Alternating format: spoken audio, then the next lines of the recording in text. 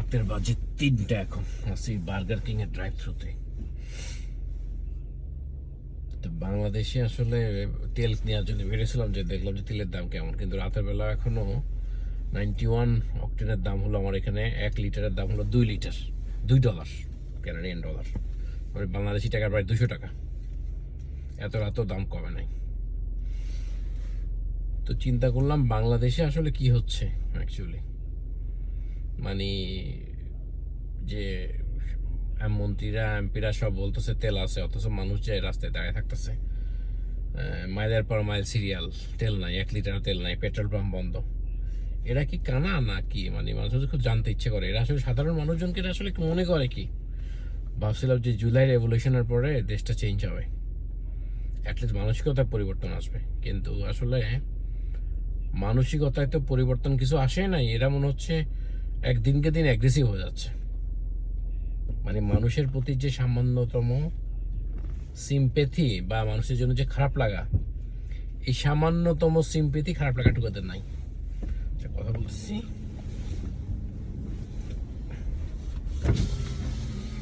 Hello.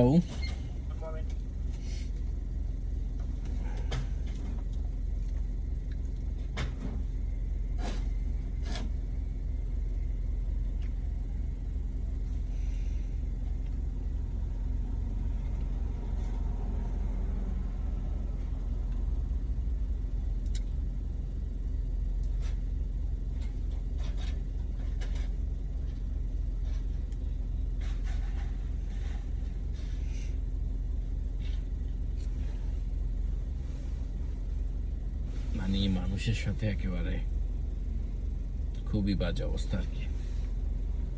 মানুষকে মনে করে এরা সব ছাগল, না হলে একটা দেশ এভাবে চলতে পারে না।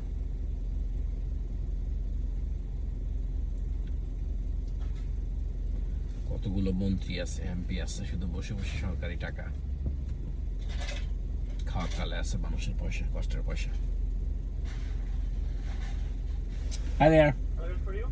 Yeah, so I have it online order 62. 62? Yes, please. Yeah, I'm going to. Thank you. So মানুষের জীবনটাকে একেবারে নাভিশ্বাস করে দিচ্ছে। মানে মানুষ তো সিম্পল চিন্তা করতে পারে একটু, না যে তেল নাচ মাই বলতেছে মানুষজন, এত সোশ্যাল মিডিয়াতে এত ছবি দিচ্ছে, এত পোস্ট দিচ্ছে, তারপরে কি একটু যা ইনভেস্টিগেট করি না? বা আপনি একটা যখন তেলের সংকট দেখা যাচ্ছে ইরানে, না যে ঝামেলা হবে তেল নিয়ে, তখন তো আমাদের একটা এস্টিমেট থাকা দরকার যে দেশে পার ডেতে কতটুকু তেল লাগতে পারে, আমার কতটুকু কনজাম্পশন আছে এবং আমার কতটুকু রিজার্ভ আছে। তার উপর বিশেষ করে তার সাথে সাথে ডিপ্লোম্যাটিক চ্যানেলে চেষ্টা করা যায় আমরা কিভাবে দ্রুত স্টকটাকে আপগ্রেড করতে পারি, যেন এরকম টাইপের একটা কনসিকুয়েন্সেস না হয়, রাইট? কোনো এমন একটা দেশ বাংলাদেশ, মানে কোনো কিছুতে কোনো প্ল্যান প্রোগ্রাম নাই, চলতেছে তো চলার মতো চলতেছে। মানে কি যে এক অবস্থা, সব স্টুপিড বাটপার চোর দিয়ে হচ্ছে দেশ ভরা। মন্ত্রী আমলার প্রতিটা সব কটা হচ্ছে চোর বাটপার। কেননা দেশের সম্পদ লুট করবে, বিদেশে টাকা পাচার করবে, যে কেন রাতে বড় বড় বাড়ি গাড়ি, কেমনে লক্ষ লক্ষ কোটি টাকা বড় বড় প্রজেক্ট দেখায় টাকা পয়সা চুরি করে ক্যানাডায় পাঠাবে, বিভিন্ন দেশে পাঠায়, সেকেন্ড হোম বানাবে। মানে সামান্যতম কমন সেন্স জ্ঞান, এবং সব অথর্ব ইতর শ্রেণীর লোকজন বিভিন্ন জায়গায় বসে আছে ক্ষমতায়। অযোগ্যতাটা একটা বড় যোগ্যতা।